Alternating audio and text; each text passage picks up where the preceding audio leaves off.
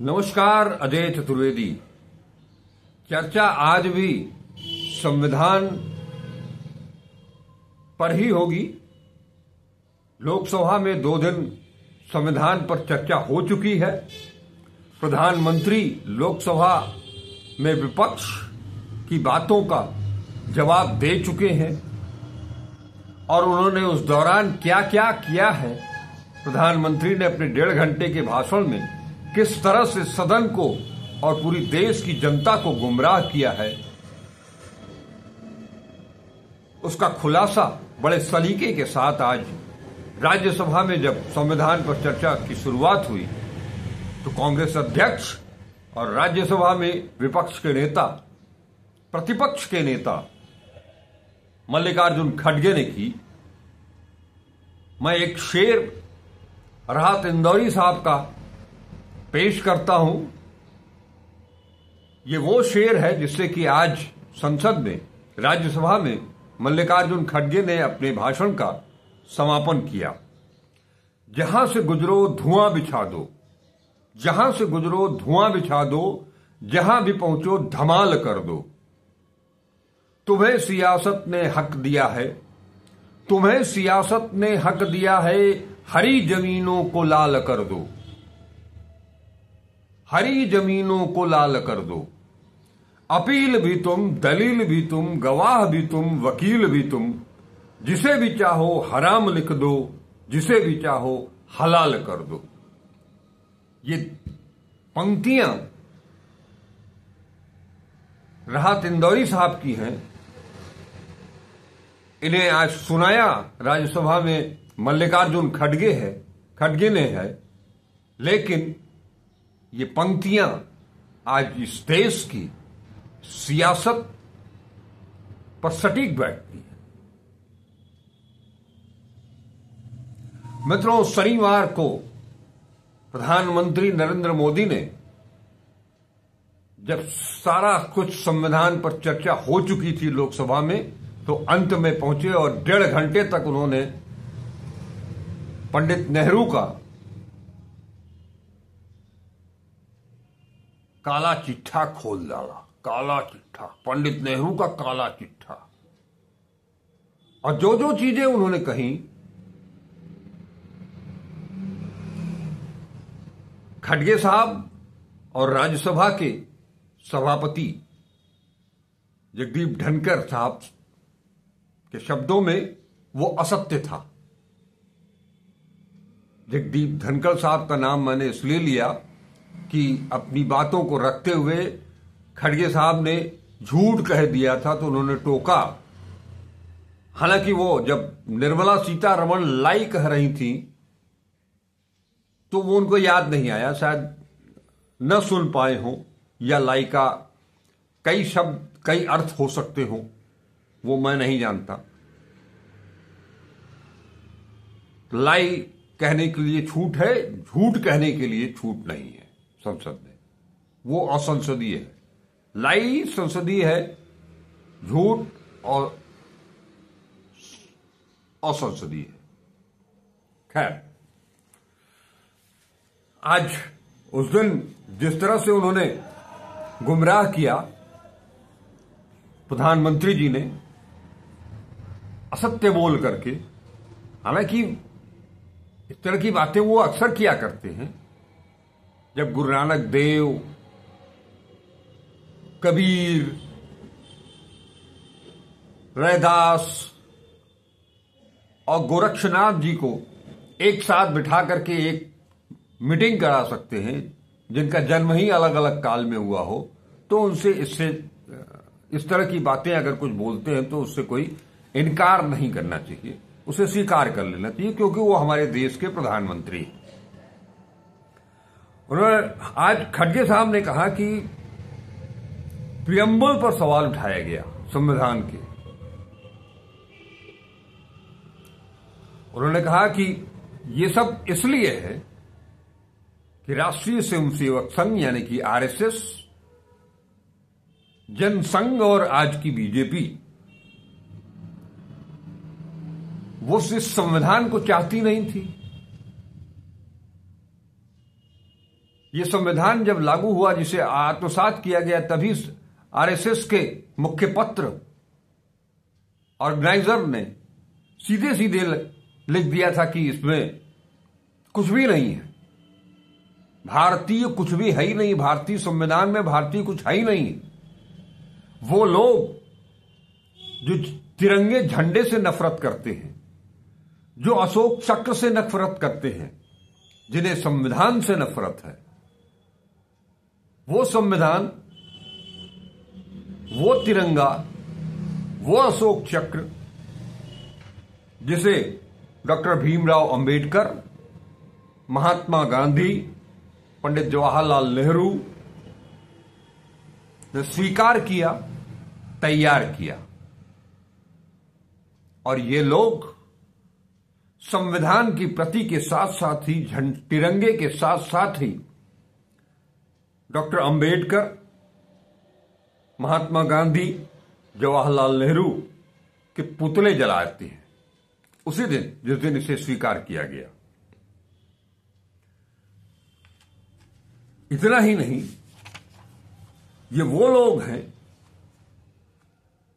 जिन्होंने 1950 से लेकर के और आज तक कभी भी न तिरंगे को अपनाया,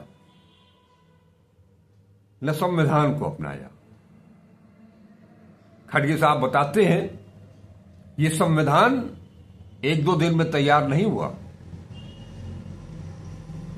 जैसे राहुल गांधी बताते हैं कि ये संविधान 1950 का ही नहीं है।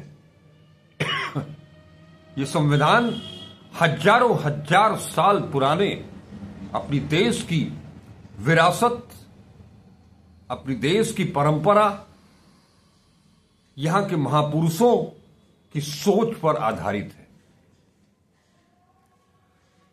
अब खड़गे साहब ने स्पष्ट किया, आप सब सुन चुके होंगे मैं जानता हूं, बावजूद इसके किन्हीं कारणों से कोई अगर कुछ नहीं सुन सका है तो उसके लिए भी बता रहा हूं। 1931 में कराची कांग्रेस हुई, जिसमें पंडित नेहरू ने सरदार पटेल को एक पत्र लिखा और जिसमें मूल अधिकारों और आर्थिक सुधारों की चर्चा कराने की बात की। 25 नवंबर 1939 को महात्मा गांधी का पत्र आता है, जिसमें कि वो कहते हैं कि नेहरू ने संविधान सभा के निर्माण से उत्पन्न प्रभाव की समीक्षा के लिए विवश किया है मुझे, और गांधी उसकी संतुष्टि, अपनी संतुष्टि प्रदान करते हैं और कहते हैं कि पंडित नेहरू में लोकतंत्र की तकनीकी जानकारी है।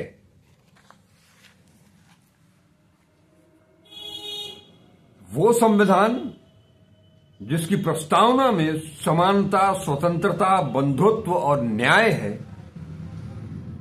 उसका विरोध करते हैं आरएसएस के लोग, जनसंघ के लोग और आज के भारतीय जनता पार्टी के लोग।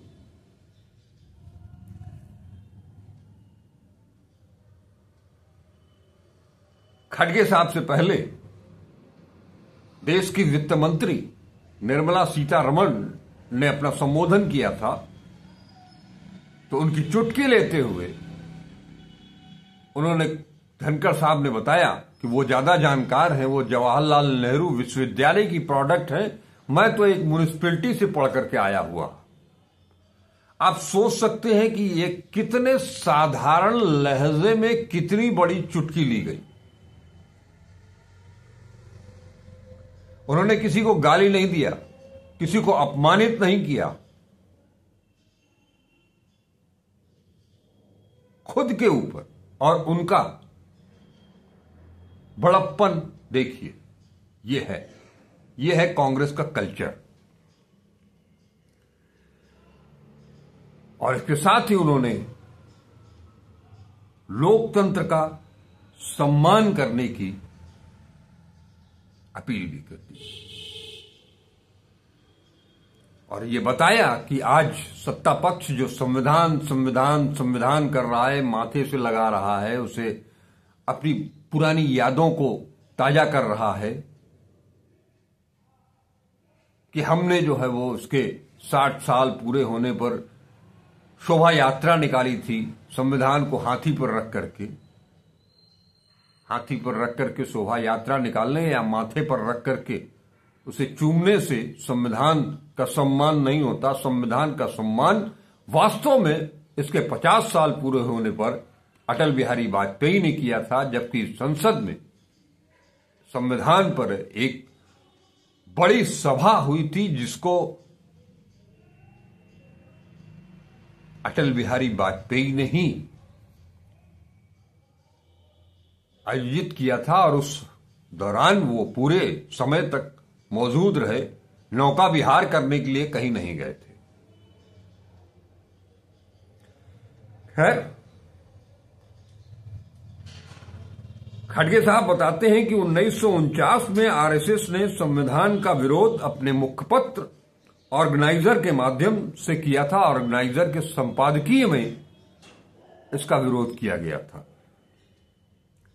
30 नवंबर 1949 को जो संपादकीय लिखी गई थी ऑर्गेनाइजर में, उसमें संविधान और तिरंगे पर सवाल उठाया गया था। ये तो 2002 26 जनवरी 2002 तक आरएसएस मुख्यालय बीजेपी के लोग तिरंगा भी नहीं फहराते थे। वो 2002 26 जनवरी तक का ये हाल था। सुप्रीम कोर्ट के आदेश के बाद इन्हें मजबूरी में तिरंगा फहराना पड़ा और संविधान की पूजा करनी पड़ी। अब जो देश की अंतरिम सरकार के दौरान जो संविधान में पहला संशोधन हुआ था, उसके बारे में खड़गे साहब जो बताते हैं कि ये जो संशोधन हुआ था वो यूनिवर्सल एडल्ट फ्रेंचाइजी का अधिकार देने के लिए हुआ था। इसलिए भारतीय संविधान में इसको जोड़ा गया। ये कांग्रेस की तरफ से आया। इसमें महिलाओं को, गरीबों को, किसानों को, मजलूमों को एक वोट का अधिकार दिया गया। ये उसके लिए था।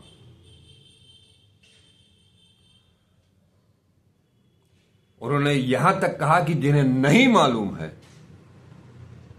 वो संविधान सभा की जो 10 घंटे की डॉक्यूमेंट्री है उसे सुने, उसे देखें, तो उन्हें पता चलेगा कि संविधान सभा में किस तरह से डिस्कशन हुए, कैसे, किसने कौन सा प्रस्ताव दिया, कौन सा संशोधन दिया और किस तरह से संविधान बना।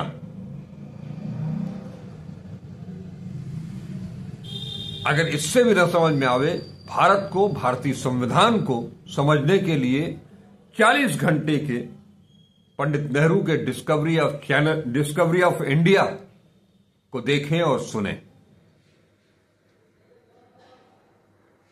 केवल जिस तरह से आज की पत्रकारिता कटपेस्ट पर हो रही है, अपने मतलब भर की चीज निकाल करके उसको जोड़ करके बोलने की, दिखाने की, चाहे वो शब्द हो, समाचार हो, भाषण हो, वीडियो हो, उसके टेम्परिंग की जो आदत पड़ गई है इन 10-11 सालों में, उसी के तहत ये जो चीजें आधी अधूरी बताई जा रही हैं, ये जो बीजेपी का प्रचलन है, बीजेपी का जो ये पैशन है, ये उसका पैशन है लोगों को गुमराह करना, लोगों के सामने असत्य परोसना। मैंने कहा मैं भी उस शब्द का इस्तेमाल नहीं करूंगा जिसके लिए धनखड़ साहब ने खड़गे साहब को टोक दिया। भले ही वो सीतारमण जी के लिए नहीं टोका, धनखड़ साहब ने, और झारखंड मल्लिकार्जुन खड़गे साहब को टोका, क्योंकि निर्मला सीतारमण तो जवाहरलाल नेहरू विश्वविद्यालय की प्रोडक्ट है, अंग्रेजी जानती हैं, वो झूठ कह नहीं सकती, वो लाई कहती हैं। तो हो सकता है बहुत सारे लोगों को समझ में ना आवे। हम लोग बहुत निचले तबके के लोग हैं, हम लोग तो लाई मने लाई चूल्हा जानते हैं, तो अंग्रेजी में लाई मने झूठ होता है। तो झूठ कहिएगा तो वो पकड़ में आ जाएगा, क्योंकि वो असंसदीय शब्द है। लाई कहिएगा तो वो पकड़ में नहीं आएगा, क्योंकि वो उसके लिए थोड़ा समय चाहिए। खैर, लेकिन प्रधानमंत्री ने जो शनिवार को कहा था, उनके बारे में खड़गे साहब ने कहा कि जो देश के लिए लड़े नहीं, वो संविधान और महापुरुषों के बारे में क्या बोलेंगे। पीएम को, प्रधानमंत्री को असत्य बोलने वाला करार दिया राज्यसभा में। घोर असत्य, महा झूठ। यहां तक कहा कि प्रधानमंत्री या तो अतीत में रहते हैं या कल्पना लोक में, वर्तमान में नहीं जीते हैं। वो केवल आवेश में पंडित नेहरू की मुखालफत करते करते वो सब की अवमानना कर जाते हैं। वो चाहे सरदार पटेल हो, डॉक्टर भीमराव अंबेडकर हो, महात्मा गांधी हो, सबको, किसी को नहीं छोड़ते।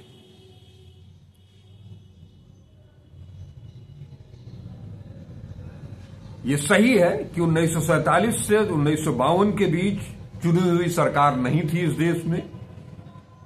वो अंतरिम सरकार थी, जिसके सदस्य श्यामा प्रसाद मुखर्जी भी थे, जवाहरलाल नेहरू, महात्मा गांधी। इन सब की सोच के आधार पर वो संविधान का निर्माण हुआ। वो संविधान सभा, जो अमेंडमेंट हुआ संविधान में, वो अंतरिम सरकार ने किया, अंतरिम संसद ने किया, और जिसमें संविधान सभा के सभी सदस्य मौजूद थे। प्रधानमंत्री जी ने उस अमेंडमेंट का माखौल उड़ा करके केवल पंडित नेहरू का नहीं, बल्कि श्यामा प्रसाद मुखर्जी का, जवाहरलाल नेहरू का, पंडित महात्मा गांधी का, इन सब का अपमान किया। सरदार पटेल का, मौलाना अबुल कलाम आजाद का, डॉक्टर राजेंद्र प्रसाद का। यह सरासर झूठ था कि 1951 में संविधान को बदला गया एक अध्यादेश लाकर के पंडित नेहरू के द्वारा। ये प्रोविजनल संसद संविधान सभा के सदस्य के रूप में प्रस्ताव लाया गया और उसे बदला गया। और ये क्यों बदला गया? ये इसलिए बदला गया ताकि पिछड़ों को आरक्षण मिल सके, जमींदारी प्रथा का उन्मूलन हो सके। एक बात तो सत्य हो गई, विपक्ष जब आरोप लगाता है प्रधानमंत्री जी के ऊपर और उनके नेतृत्व वाली सरकार के ऊपर कि ये आरक्षण नहीं चाहते हैं, तो प्रधानमंत्री जी ने अपने भाषण में ही कह दिया लोकसभा में कि नेहरू ने ये गलत काम किया, क्योंकि उन्होंने पिछड़ों के लिए आरक्षण की बात लागू करने के लिए संविधान में संशोधन करने की सिफारिश की। तो सोच सकते हैं,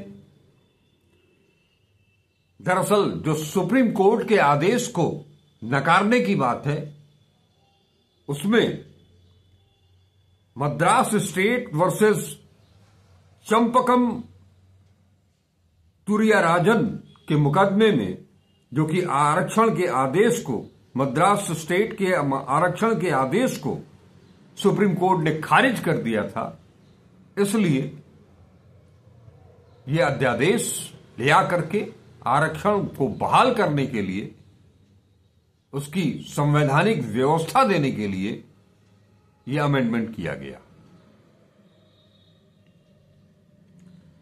और अंबेडकर और पटेल ने इसके लिए बाकायदे सुझाव दिया था, और इसके साथ ही साथ सांप्रदायिक दुष्प्रचार को रोकना था, जिसके बारे में सरदार पटेल ने 3 जुलाई 1950 को नेहरू को पत्र लिखा था और संविधान संशोधन के लिए का सुझाव दिया था। और उसी दौरान पंडित नेहरू ने मुख्यमंत्रियों को इन्हीं मुद्दों पर फोकस करते हुए पत्र भी लिखा था।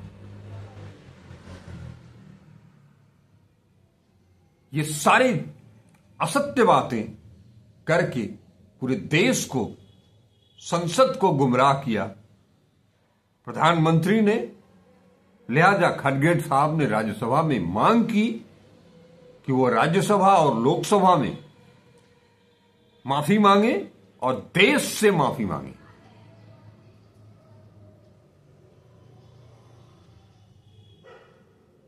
खड़गे साहब ने बताया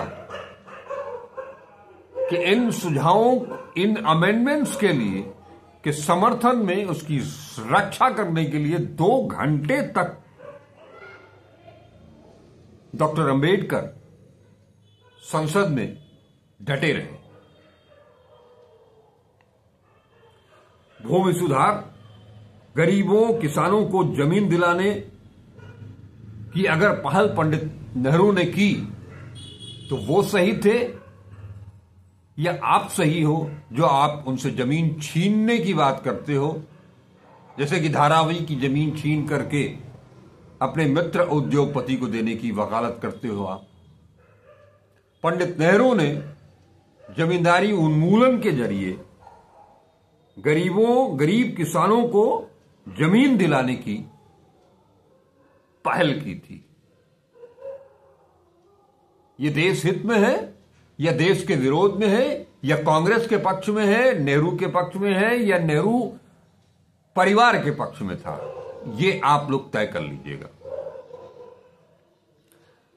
इन दोनों 2 मुद्दे, चाहे वो जमीन का मुद्दा हो या आरक्षण का मुद्दा हो, प्रधानमंत्री ने अपने आप को सामने रख दिया है कि वो किसके समर्थन में है। आरक्षण के समर्थन में है, गरीबों, किसानों, मजदूरों को जमीन दी जाए उसके समर्थन में है, या इसके विरोध में है। ये आपके ऊपर है, आप लोग तय कर लीजिएगा। बार बार पंडित नेहरू और सरदार पटेल के बीच के मनमुटावों की बात की जाती है। इस संबंध में भी खड़गे साहब ने 14 नवंबर 1950, जो कि 14 नवंबर में, यानी कि पंडित जवाहरलाल नेहरू का जन्मदिन, उस दिन सरदार पटेल पंडित नेहरू को बधाई संदेश भेजते हैं और उसमें लिखते हैं कि तमाम सारे लोग हमारे आपके संबंधों को लेकर के भ्रांति फैला रहे हैं, और कुछ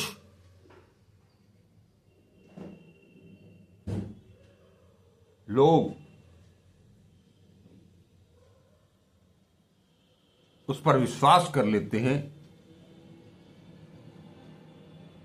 जबकि हमारे आपके संबंध, हमारे आपके विचार तमाम मतभेदों के बावजूद हमेशा एक रहे हैं और एक रहेंगे।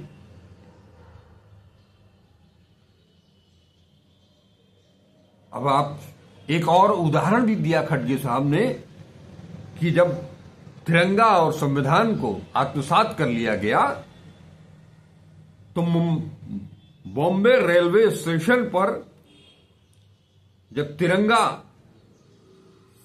फहराया जा रहा था तब आरएसएस और हिंदू महासभा के लोग वहां पहुंचे और उन्होंने सेपरेट झंडा हाथ में लहरा रहे थे। अंबेडकर भी वहां पहुंचे, उन्हें देने की कोशिश की गई तो डॉक्टर अंबेडकर यह कह करके आगे बढ़ चले कि हमारा झंडा तो तिरंगा है, उसको हमने स्वीकार किया है, हमको आपके इस सेपरेट फ्लैग से कोई मतलब नहीं है। और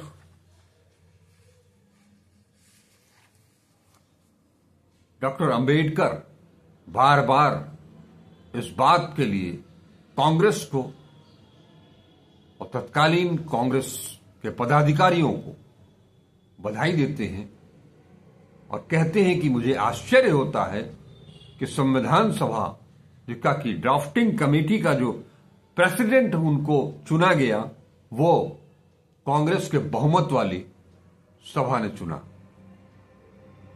जबकि उस सभा में मुझसे भी ज्यादा विद्वान, पढ़े लिखे, तमाम विषयों के जानकार लोग थे। इन सब के बावजूद मुझे चुना गया, ये कांग्रेस की ही देन थी।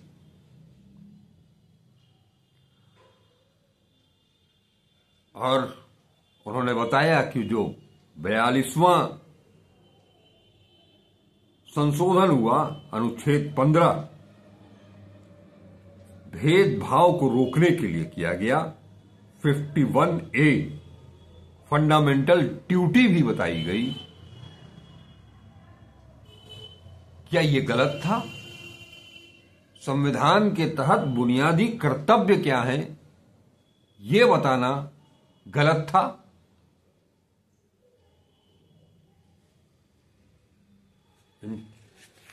इतने सारे विरोधाभासों के बाद के सहित आज खड़गे साहब ने प्रधानमंत्री की पूरी कलई खोल करके रख दी कि जनता के सामने संसद में किस तरह से वो अपनी बातों से लोगों को गुमराह करते आते हैं। खड़गे साहब ने आज अपने भाषण की शुरुआत, आज 16 दिसंबर है, आप सभी को याद होगा आज ही के दिन आयरन लेडी इंदिरा गांधी की पहल पर हमारी भारतीय सेना ने पाकिस्तान के 2 टुकड़े कर डाले और एक नया देश दुनिया के मानचित्र पर खड़ा कर दिया, बांग्लादेश। ये उनकी हिम्मत, उनकी दूरगामी सोच का प्रतीक रहा। उन्होंने इसके लिए कभी भी अपने आप को,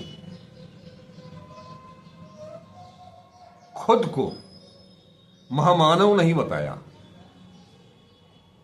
जैसे कि हमारे प्रधानमंत्री जी 2014 के पहले 56 इंच का सीना बताते थे, आंखें लाल करते थे, किसको किसको चीर डालते थे। भले ही आपके देश की जमीन चीन छीन ले जाए, बोलने की हिम्मत नहीं होती है।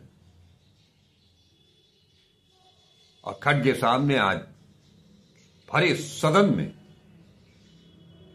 उस बांग्लादेश के शासन को चेताया भी कि वहां अल्पसंख्यकों के साथ जो कुछ भी हो रहा है तांडव, उसे तत्काल रोका जाए। यह होता है देश नेतृत्व। उन्होंने बार बार कहा भी टोका टाकी के बीच कि इस देश को जानने के लिए, संविधान को जानने के लिए उसे पढ़ना पड़ेगा। लेकिन सत्ता पक्ष संविधान को मानता ही नहीं, तो उसे पढ़ने की जरूरत क्या पड़ेगी। संविधान सभा में किस तरह से बहस हुई, कैसे कैसे सुझाव आए, ये जब आप उस संविधान सभा की बैठकों की प्रोसीडिंग्स को पढ़ेंगे, उस डॉक्यूमेंट्री को देखेंगे, तब समझ में आएगा।